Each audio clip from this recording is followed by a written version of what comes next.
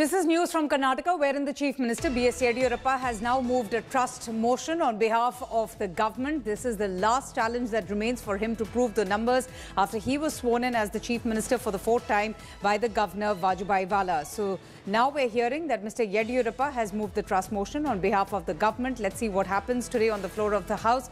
This after the Speaker disqualified those 14 MLAs. Nolan Pinto, my colleague, joins us for more on this. Nolan, so Yeddyurappa moving the trust motion on behalf of this government. He is extremely confident he will be able to prove the numbers. Tell us what's happening right now inside Vidhan Sabha.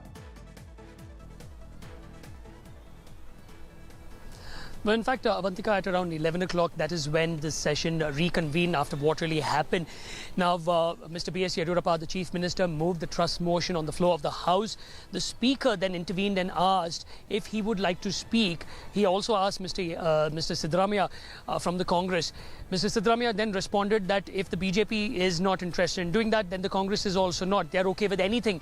That is when the Speaker said, let Mr. B.S. Yeddyurappa speak for 5 minutes. And in his very, very extremely short speech on the floor of the House, Mr. Yeddyurappa actually stated that he will not involve himself in vindictive politics because the previous government did not do that. He said that he will follow a policy of forgive and forget. And he also requested the opposition to support his government because the state is suffering from drought, and that is it. And he says that he will go about with his work. Mr. Siddaramaiah is now actually speaking. He says that he welcomes the speech made by Mr. B.S. Yeddyurappa, that he will not involve himself in vindictive politics. But he did take offense to what Mr. Yeddyurappa said about lack of governance. He said that there is a lot that he can speak about how Mr. B.S. Yeddyurappa came to power. But this time around, he will not do that. So as of now, Mr. Siddaramaiah is talking about what all his government, when he was the Chief Minister, and also the coalition government when Mr. Kumaraswamy was the Chief Minister, what all they have given and done for the state of Karnataka. Absolutely. We also have with us Daniel Francis, who's a political commentator. Daniel, you know, the Karnataka imbroglio has seen several twists and turns, but finally now Mr. Yeddyurappa moving that trust motion. He is extremely confident that he will be able to prove those numbers. But tell us, you know, what really happens in the wake of the decision taken by the Speaker to have disqualified those rebel MLAs, and what now for Yeddyurappa government, the challenges that he will have to face as well. With regards to what the Speaker has done with the rebel MLAs, they have a legal option now to go to the court and challenge the decision. But the Speaker is well within his rights to take that kind of a decision. With regards to the trust motion, I think it's a no-brainer that Yeddyurappa will win this trust motion. He was waiting for this day. And this day has finally come for the fourth time. He's assumed the office of the Chief Minister. And but the whole thing is that instability and horse trading in Karnataka continues. And you know for how long this government will finally last with the kind of rebel MLAs from the Congress who will now support them, not support them, is wait and watch. But for now, I think it's an end of story of the last 3 weeks, 4 weeks of political drama in Karnataka. Karnataka finally has a government led by Yeddyurappa. Daniel, but also a quick comment on the disqualification of those 14 rebel MLAs. That would have come as a bit of a relief for Mr. Yeddyurappa. At least for now, he's been saved the trouble of accommodating them in his new cabinet, isn't it? And relief, the losers in this whole game are the MLAs. Of course, they had asked for to resign from their assembly constituency, and disqualification comes as a huge setback when the Congress really failed to get them back to the fold. And I don't know where they will stand now, whether the BJP will be able to accommodate them. But I think they have a legal option open. They will fight it out in the court. Let's see what the court really says about all these things.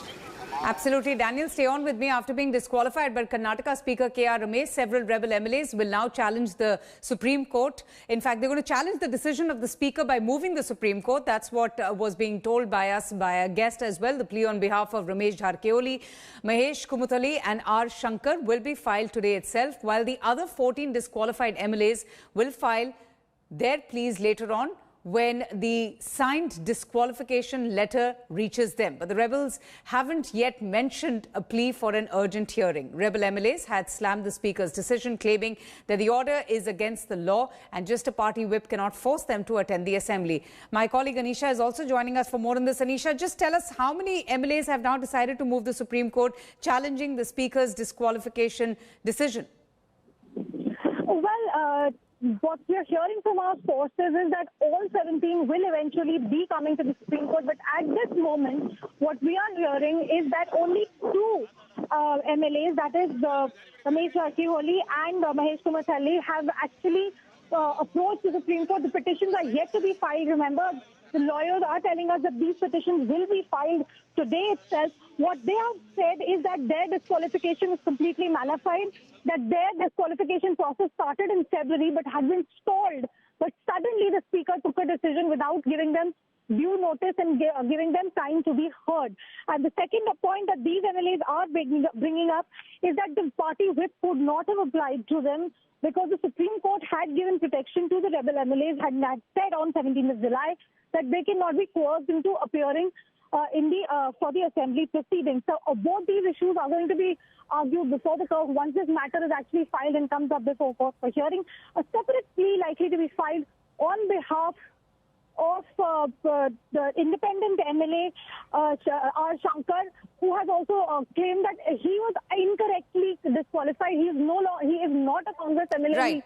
He is an independent MLA, and he could not have been disqualified for not attending the assembly proceedings. Right. In this particular manner. So we'll see how it works out once these matters actually reach the court.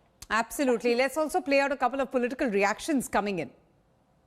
Even it is against the direction of the Supreme Court.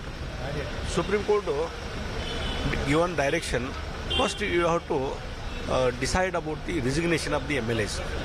In spite of that direction, Speaker has decided regarding a disqualification. I think this disqualification order is not tenable under law. It may be quashed any time. It has invoked the 10th schedule of the Constitution and has been applied. What surprises me is why is BJP leaders attacking the Speaker's order instead of praising the Speaker for upholding the Constitution. They are in turn denigrating him and his chair, which is really, I think, something which is shameful. And I don't know why the BJP is so keen on the disqualification of our Congress MLAs, but the Speaker has given a very good order. I congratulate the Speaker, and such kind of orders are required to save democracy. What the Speaker did he take a decision that is very wrong, unfair, injustice. That is not correct what he has taken the decision. Supreme Court, it has already directed to him. You will fix the resignation, consideration the resignation. You will fix the date that concern only. But today he has taken the decision. He disqualified them. That is not correct, unfair.